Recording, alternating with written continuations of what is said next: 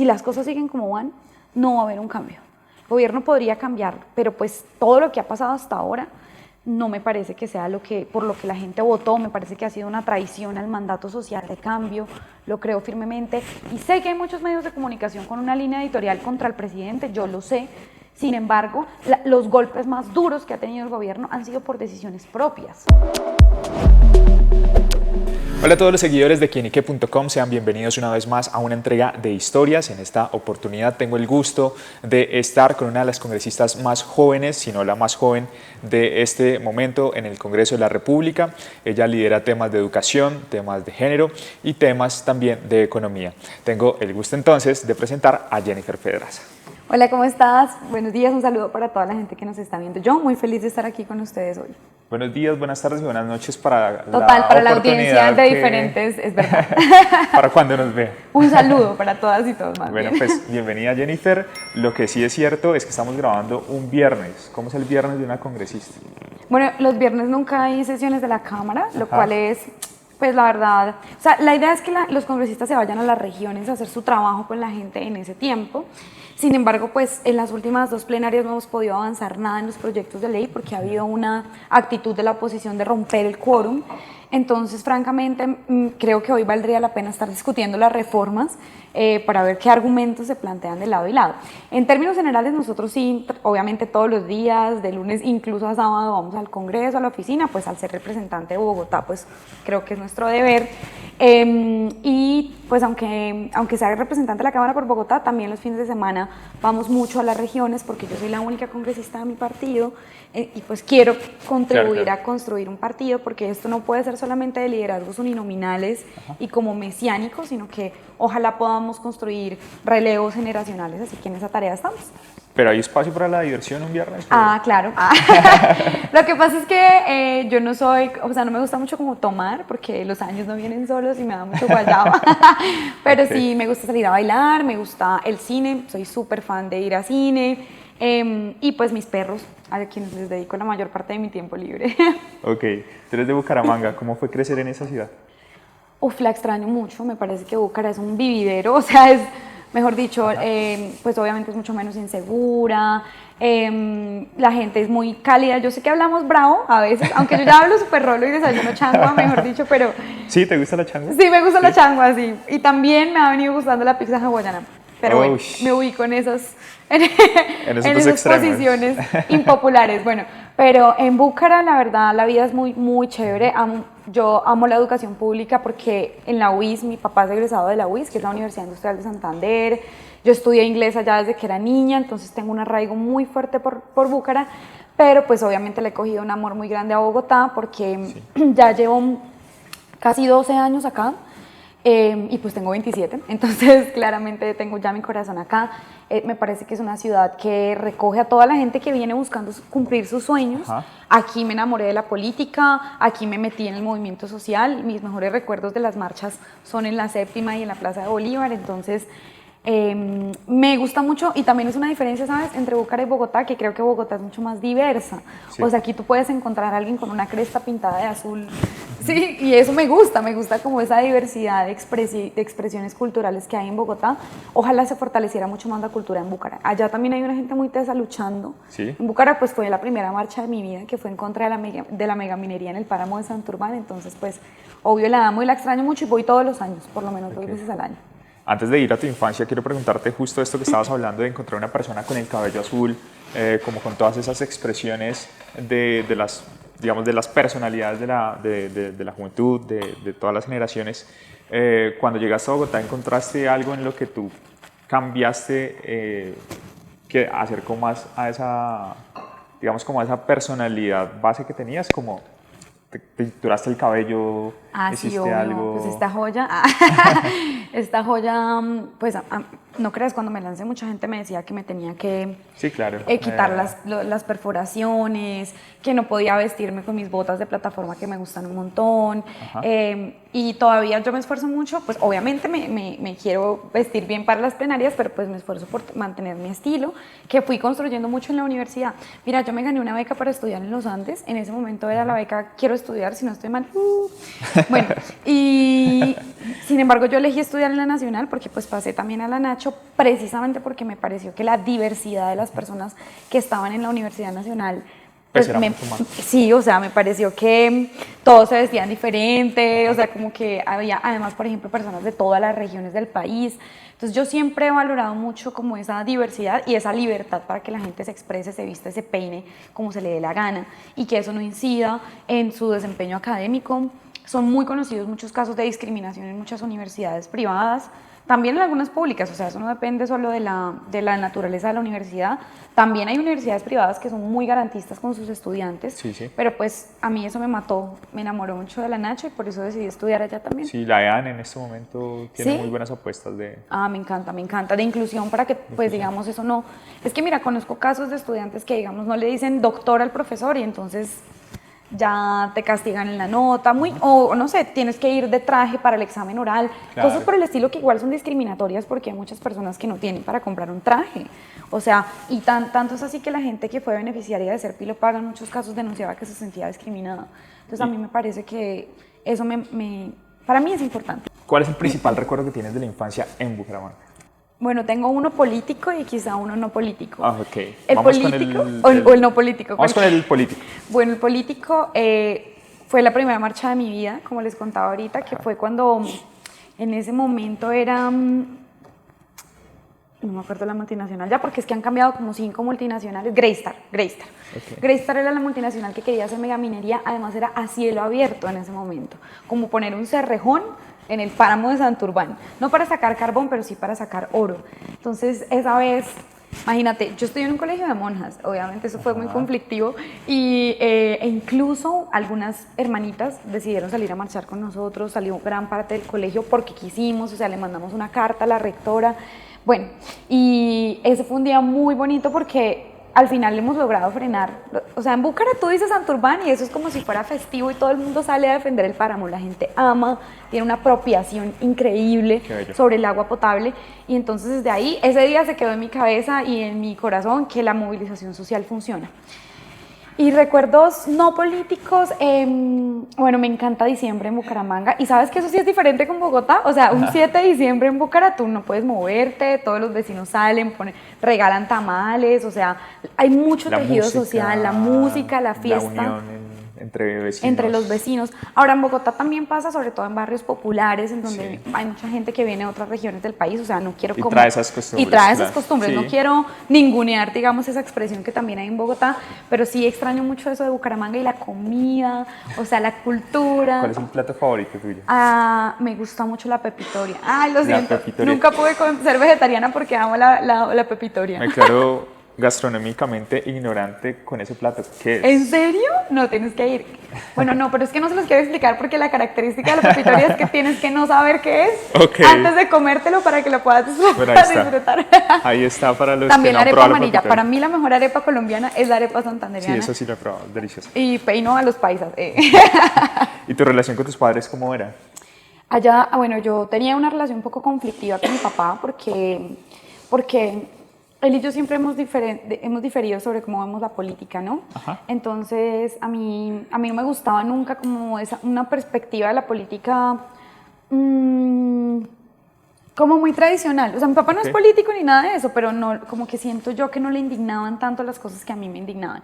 Entonces, como muy inamovible, ¿cierto? Como sí, muy inamovible como en su forma de ver la política, pero pues por culpa de él sí me importan los temas sociales, la verdad, sí lo confieso, que él me crió como con una sensibilidad muy grande.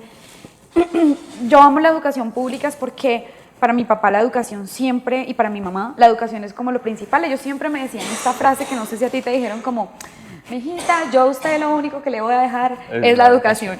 Y de verdad, como que, mira, en momentos muy difíciles económicos para mi familia, mi papá y mi mamá priorizaban pagar un buen colegio para sus hijas. Ajá. Entonces, yo estudiaba en un colegio, digamos, que es de los mejores del país, se llama el New Cambridge. Después se vino una crisis económica muy dura y tuvimos, pues, él seguía pagando ese colegio a pesar de que era muy caro, a pesar de que vivíamos en un solo cuarto, los 4, dormíamos en un colchón en el piso, o sea, era una condición muy difícil. pero él seguía pagando ese colegio. Entonces, en mi vida personal fue muy importante eso porque yo estudiaba con amigos y amigas que tenían todo lo económico resuelto, o sea, Claro. con la hija del gobernador en ese momento, me acuerdo mucho, y al tiempo vivíamos en un barrio muy empobrecido que se llama La Cumbre, muy popular, también muy Haciendo el unido. esfuerzo, pues, como para que Sí, tú te porque, mantuvieras para en que me el pagara, colegio. sí, exactamente.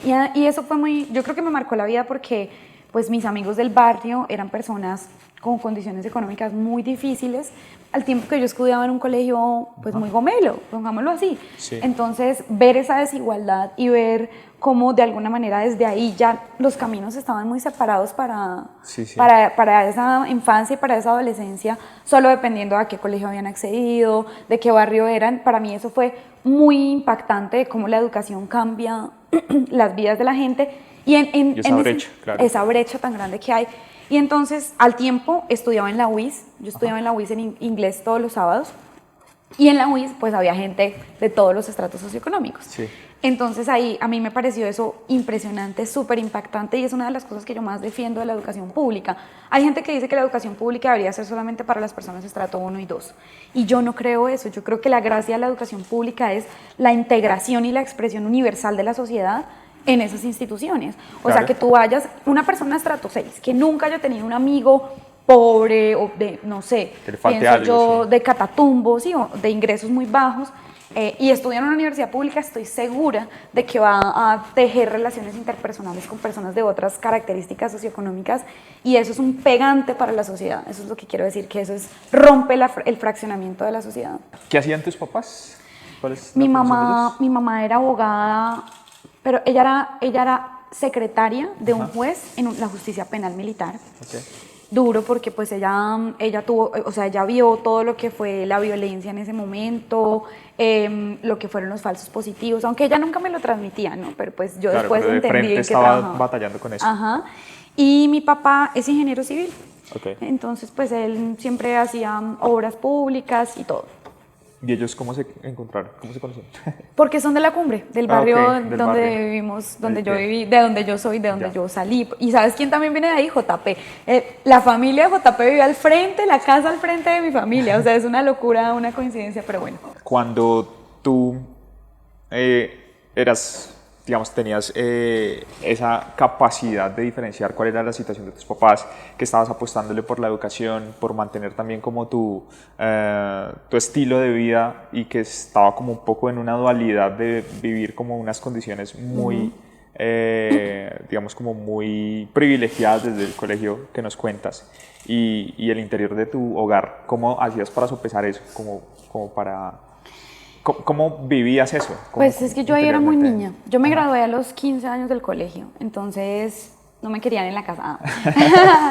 Pero yo me gradué muy temprano, entonces yo ahí era muy niña, así que yo creo que yo no dimensionaba eso hasta que en terapia uno se sienta, devuelve todo el cassette de la vida y como que se da cuenta de que esas cosas fueron muy importantes.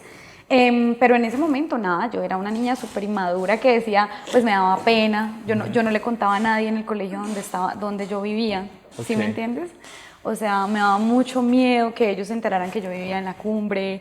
Le decía a mi papá, porque además teníamos un carro súper viejito, súper destartalado, como déjame a 2 cuadras del colegio, un montón de cosas así pues que seguramente pasan muchas personas que pasan por una situación así. Yo obviamente era una niña, o sea, hoy yo digo, no, yo era la peor, ¿cómo se debía sentir mi papá en ese momento? Pero pues para serle honesta y no políticamente correcta, pues yo me sentía muy contrariada y yo escondía mucho Claro. ese origen socioeconómico porque incluso me sentía discriminada en el colegio. Pues sentía mucho miedo de que no quisieran ser mis amigos por eso. Okay. Pues era muy niña, eso fue en sexto, imagínate. No, pero es muy importante. Sí, sí, o sea, yo creo que muchos niños pueden pasar por una sensación así. Yo estudié en ese colegio hasta octavo, yo no me gradué de ahí porque la situación económica se puso tan brava que yo le dije a mi papá, papi, sáqueme de allá porque, o sea, no tenemos, o sea, te juro que dormíamos los 4 en un colchón en el piso, solo teníamos para pagar una habitación en arriendo. Entonces yo le dije, sáqueme de allá y con esa plata podemos pues vivir mejor de alguna manera. Entonces me cambié a un colegio que es privado pero barato. Okay. Y además ese colegio también tenía esa característica que había gente de muchos ingresos y también gente de muy pocos ingresos. Imagínate, para la excursión, por ejemplo, yo hice parte como del equipo, o sea, yo no fui personera, pero teníamos una personera de nuestro equipo, de organizador, y junto con una profesora que a mí me marcó la vida, ya te cuento de ella, lo que hacíamos era actividades de financiación para que toda la gente pudiera ir a la excursión. Al final, cada uno solamente tuvo que poner, me acuerdo mucho, 60.000 pesos para ir a una excursión de 4 días en Decameron, en Santa Marta, porque vendimos empanadas como 2 años, hicimos rifas, hicimos asados, hicimos de todo para que todo el mundo pudiera ir. Entonces, y eso fue iniciativa de esa profe que te digo, que es muy democrática, que creo que imprimió un sello de izquierda en mí. ¿Cómo se llama la profe? Estela Pacheco. Saludos. O sea, ella nunca te... Sí, saludos a la profe. Ella nunca te decía que pensaras así, pero pues obviamente había, por ejemplo, ella hacía mucho énfasis en la historia, y ya con la historia cada quien decide de qué lado se pone, sí, pues. Claro. Ajá. Esos fueron tus primeros encuentros como con todas esas habilidades de liderazgo como social y de esas apuestas en pro de la comunidad, o cómo desde pequeña empezaste como a irte inmiscuyendo en ese, como con esa intención Sí, la verdad, yo empecé con liderazgo esto social en el colegio, o sea, todo eso fue muy colectivo, porque yo me acuerdo que éramos un grupo de 5 amigas, además mujeres, desde noveno, y como que, no sé, o sea, preguntaban como quién quiere tal cosa, y yo, bueno, está bien, yo creo que podemos trabajar en eso. Nos juntamos las 5 y de ahí empezamos a trabajar de noveno a 11. Hoy varias de esas amigas mías pues son unas tesas y han venido desarrollando ese trabajo social. Otras lamentablemente se han ido del país porque todas somos profesionales. O sea, una de mis amigas de ese combo se graduó de la UIS cum laude, que eso es tener por encima el promedio de 4, o sea, es una genio en serio. Y pues ya se fue de Colombia porque dice que no hay oportunidades acá, intentó conseguir un trabajo súper mal pago, pero bueno. ¿En qué profesión? Ella es ingeniera industrial. Okay. Ella es ingeniera industrial, y además es súper inteligente y obviamente también tiene un liderazgo social muy, muy marcado, pero yo empecé con este cuento en el colegio, pero odiaba la política, o sea, como la mayoría de gente. Mira que en Búcara hubo un alcalde de izquierda, Iván Moreno, y él era el hermano de Samuel Moreno. Y entonces en Bucaramanga también hubo escándalos de corrupción en su alcaldía y dicen que él le prendió fuego a la alcaldía. Yo no sé si fue él, pero me acuerdo mucho de la imagen de la alcaldía de Búcara en llamas. Ajá. Y entonces yo decía, no, todos los políticos son iguales, todos los políticos son lo peor. O sea, yo entré a la universidad diciendo, en la Nacho, no quiero saber nada de ningún partido ni de ningún político. Mal, súper desanimada. Y la verdad, con argumentos. O sea, yo entiendo mucho a la gente que me encuentro en la calle que me dice, todos los políticos son iguales. Yo siempre les digo, mira, yo entiendo que pienses así porque digamos, eso es lo que la política colombiana nos muestra en su mayoría. Sí. Pero, pues, si nosotros seguimos pensando así, al final nunca nos vamos a meter a cambiar esto. Nos vamos a apropiar de la política que queremos cambiar. Van a seguir arrebatándonos la política. Porque eso que a mí me molesta mucho es la politiquería, no es la política. La política realmente es el arte para servir a la gente, para servir a lo común. Y lo que pasa es que acá en Colombia, pues, ha vuelto es un robadero, los puestos van, los puestos vienen, pero eso mejor dicho, eso se puede cambiar y se tiene que cambiar. Y después en el movimiento estudiantil, una vez que estábamos en una pelea o en una disputa contra el Ministerio de Educación de Duque, la ministra o uno de sus equipos como que nos dijeron, no, es que ustedes están haciendo un paro porque quieren que gobernemos con su programa, y resulta que nosotros somos los que acabamos de ganar las elecciones, el Centro Democrático. Entonces, pues nosotros no tenemos por qué gobernar con su programa. ¿Ustedes quieren que la educación pública se financie? No tienen que hacer un paro, solamente tienen que ganar las elecciones. Y obviamente yo no estoy de acuerdo con eso porque me parece una visión muy restringida de la democracia. Las movilizaciones son muy importantes, son una herramienta de la democracia, pero me dejó pensando. Claro, como, es muy autoritario, ¿no? Decir como... Sí, es muy autoritario. A mí me eligen, soy un cheque en blanco y yo veré lo que hago. Eso obviamente es muy autoritario, pero me dejó pensando que obviamente sí necesitamos también pasar a la política y disputarnos, porque es que la educación hoy está en crisis no solamente porque haya gente que odia la educación pública, la hay, pero también es porque hay un modelo de país en el cual la educación pública adecuadamente financiada no es prioridad. O sea, es porque ellos dicen, no, acá solamente necesitamos técnicos, tecnólogos y eso. Y entonces aquí no necesitamos ciencia, no necesitamos artistas, no necesitamos sociólogos, sociólogas, no necesitamos ingenieros, ingenieras, todos los importamos. Toda esa gente genio la traemos de otros países y aquí solamente nos dedicamos a lo que demanda el mercado laboral. O sea, es esa concepción de país la que al final termina quebrando las universidades públicas. Entonces yo al final concluimos, junto con un combo del cual yo hacía parte, como necesitamos meternos en la política para cambiar ese papel que o esa ficha que es del rompecabezas la educación. Sí. Puede estar muy bien puesta, pero si el resto del rompecabezas está vuelto nada, esto es una discusión que va más allá de la educación pública y que habla del modelo de país. Luego hay que meternos en política. Y pues en el paro del 2018, la verdad, yo creo que ha sido el momento más exigente de mi vida hasta ahora. O sea, este año ha sido más exigente que ese momento, pero pues antes fue un momento muy duro porque era la negociación contra el gobierno tenía muchos de los medios de comunicación muy embolsillados, todo el estigma de la violencia en el movimiento estudiantil. Los incumplimientos. Sí, los incumplimientos después del acuerdo y pues teníamos que salir en el debate público a demostrar que teníamos argumentos, cifras, datos, porque ellos siempre decían, no, es que no hay plata y ellos quieren todo pan y pedazo debajo del brazo, y entonces teníamos que salir en ese debate. Yo creo que salió bien después de todo el trabajo que hicimos con todos los sectores del movimiento estudiantil y profesional. Obviamente no fui solamente yo, claramente. Y hoy, pues en el trabajo en el Congreso, nuestra idea es recoger gran parte de esas banderas. Presentamos un proyecto de ley para modificar la Ley 30 de 1992, que es referente a la financiación de las universidades públicas. ¿Cuál fue el momento que más te marcó del paro? Bueno, el momento que más me marcó del paro fue,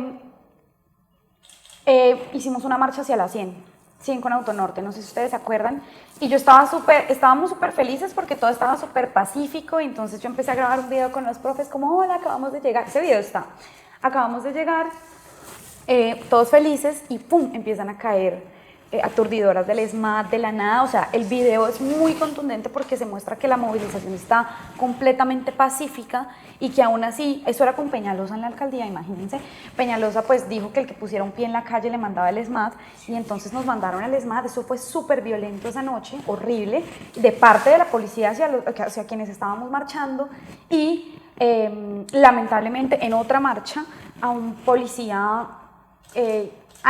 no sé si era una persona infiltrada, pero le hicieron daño, como que lo golpearon, y al otro día tuve una entrevista y me acuerdo muchísimo que me hicieron llorar en esa entrevista porque me hicieron sentir como responsable de esas cosas.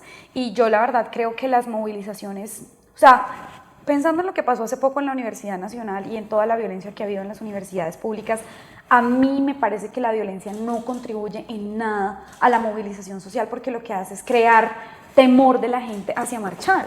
O sea, tanto que esa fue la estrategia de Duque también en el 2021, que empezaron a rotar unos videos falsos que decían que al otro día iban a incendiar la ciudad y cosas de ese estilo, que lo que hacen es que la gente que iba a marchar con su abuelita, con su tía, con su hijo, pues sienta miedo de salir a marchar.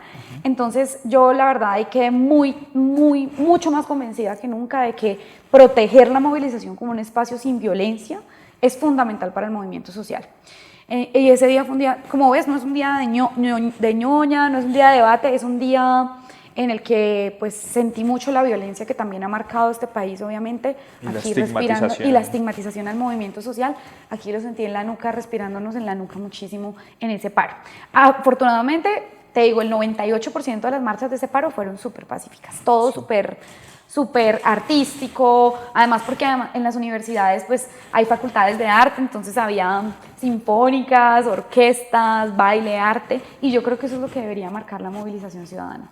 Y es en el 2022 o a finales de 2021 en donde a mí me busca Jorge Gómez, que fue mi plancha al Senado, una persona que yo quiero y admiro mucho, y me dice, Jen, nosotros hemos pensado y nos gustaría muchísimo que tú fueras candidata a la Cámara. Y yo, pues lo voy a pensar, voy a hablarlo con mi familia, y francamente yo me sentí muy respaldada en la campaña. O sea, yo sé que para las mujeres participar en política suele ser muy difícil. O sea, a mí me han hecho muchas cosas también de violencia política en redes sociales, y eso suele desanimarlo a uno. Yo tengo un esquema de protección desde el 2018 porque, mejor dicho, no faltaron las amenazas de muerte. Me acuerdo que cuentas cercanas al Centro Democrático se inventaron que yo era la esposa de Timochenko en el 2018. Timochenko, que no sé cuántos años me llevará, con una foto de una mujer que no era yo, y empezaron a publicar muchas noticias falsas que me pusieron en riesgo. Y también de un lado como muy extremo de la izquierda, pues no estaban de acuerdo con que yo, por ejemplo, rechazara los tropeles o la violencia, y eso me implicó unas cosas de seguridad muy difíciles.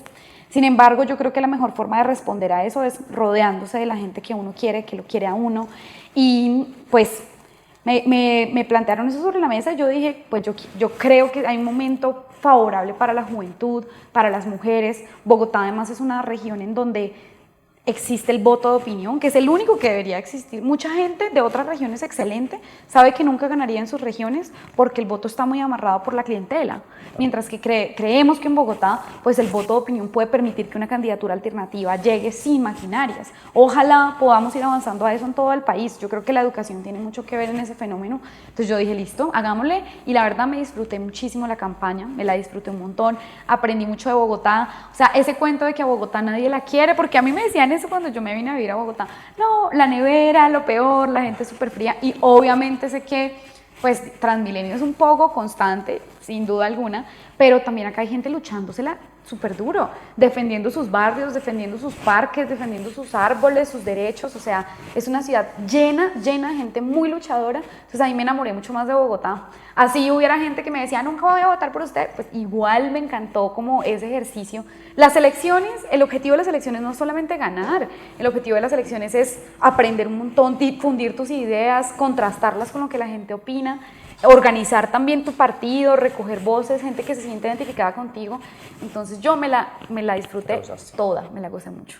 ¿Y cuál ha sido el mayor triunfo que has tenido en esta carrera como representante? Yo diría que la nulidad de la elección del Contralor Carlos Hernán Rodríguez, porque fue una lucha contracorriente. A Carlos Hernán Rodríguez lo eligieron tanto el Pacto Histórico como el Centro Democrático y toda la clase política tradicional. O sea, y lo eligieron pasándose por la faja la ley, pasándose por la faja la Constitución. Roy Barreras y David Racero, que estoy segura de que no hacen eso sin consultarlo con el presidente, porque son los alfiles del presidente Gustavo Petro en el Congreso, incluyeron arbitrariamente una etapa adicional que no está definida por la ley. Y, oh sorpresa, después de esa etapa adicional en el proceso de elección de Contralor, su candidato tiene el mejor puntaje. Entonces nosotros denunciamos eso desde el principio, eso sí me trataron horrible, porque pues además una peladita, digamos, para ellos en el Congreso, me mandaban abogados a decirme, usted no se ha leído la Constitución, usted no sabe nada de derecho, o sea, un maltrato fuerte. Incluso me llamaron a decirme que si yo me metía con el Contralor, me iban a investigar todo, no solamente a mí, sino a mi familia, a mi novio, si había tenido un amigo en primero primaria, le iban a ir a buscar todo. Y pues nosotros dijimos, pues háganlo porque nosotros no tenemos nada que esconder, y al final el Consejo de Estado nos dio la razón. Esa es una de mis mayores tusas, además se los tengo que decir con Petro, porque yo voté por Petro en una expectativa, en segunda vuelta, no porque, o sea, yo tengo muchas diferencias con él, pero yo prefería su candidatura por una apuesta de que el cambio era con las mujeres y de apartarse de la política tradicional, y llegamos a su gobierno y quizás esas son las dos cosas más incumplidas. Las mujeres no hemos sido la prioridad de este gobierno. De hecho, el presidente se ha pronunciado a favor de personas denunciadas por acoso sexual que son de su círculo más cercano y en contra de las mujeres denunciantes. Y el tema de la política tradicional, hace poco la denuncia de que le estuviera regalando puestos al Partido Liberal para que voten a favor de la reforma de la salud, eso es un delito, se llama cohecho, y fue lo que hizo Uribe con la Yidis política para que le aprobaran la reelección. O sea, esas son cosas que nosotros no podemos normalizar. El fin no puede justificar los medios, sobre todo si esos medios son contrarios a la democracia. Si seguimos en esa lógica de repartir puestos por los votos y que después esos políticos usen esos puestos para que la gente vote por ellos, así sean pésimos políticos, pues la democracia termina fracturándose y no está ese voto castigo o ese voto premio que requerimos para los buenos o para los malos políticos. Jennifer, usted que está al interior del Congreso de la República, ¿usted cree que hay un margen de espera para ese cambio que se ha propuesto desde el gobierno? ¿Crees que hay una apuesta real de cambio para la política colombiana? Con las cosas que han pasado hasta ahora, no me hacen sentir optimista. O sea, si las cosas siguen como van, yo creo que no va a haber un cambio profundo. El presidente podría rectificar, el presidente podría cambiar esa forma de hacer política y de ser conciliador, dejar de rodearse por sectores de la política tradicionales que, si tú miras las manos derechas de Petro, ¿quiénes son? Mauricio Liscano, que viene de la U, denunciado por volteo de tierras. Alfonso Prada, que es un politiquero tradicional. Era Armando Benedetti. Roy Barreras. Laura Sarabia. O sea, las manos derechas y Verónica Alcocer, que también es una exponente de la política tradicional, experta en hacer alianzas con los clanes politiqueros de la costa caribe. Entonces, todo eso a mí me hace sentir que si las cosas siguen como van, no va a haber un cambio.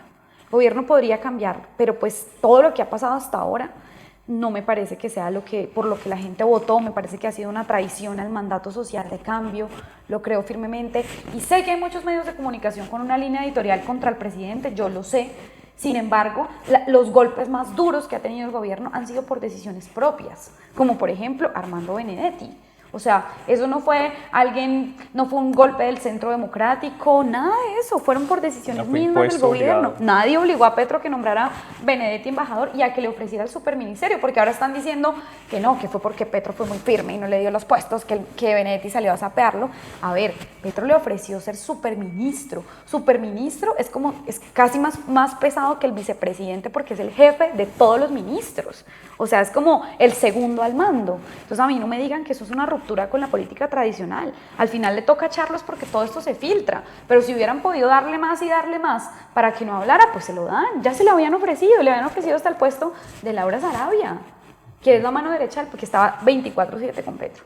Entonces, pues eso es una cosa que tampoco podemos como ser ingenuos, ¿sí? Tenemos que ver las cosas que pasan y dejarnos convencer de la realidad. Y desde tu labor, ¿qué oferta de cambio tienes para el Bueno, país? entonces ¿yo qué creo? Porque ahora entonces sale la oposición a decir que no, que este es el escándalo político de corrupción más grande en la historia del país. O sea, no sean tan descarados. Cuando todos ellos han apoyado todos los gobiernos anteriores, los de la chuzada, los de la parapolítica, los de Odebrecht, los de la política. Entonces yo creo que Colombia merece mucho más que lo que hoy ofrece el pacto histórico y el petrismo.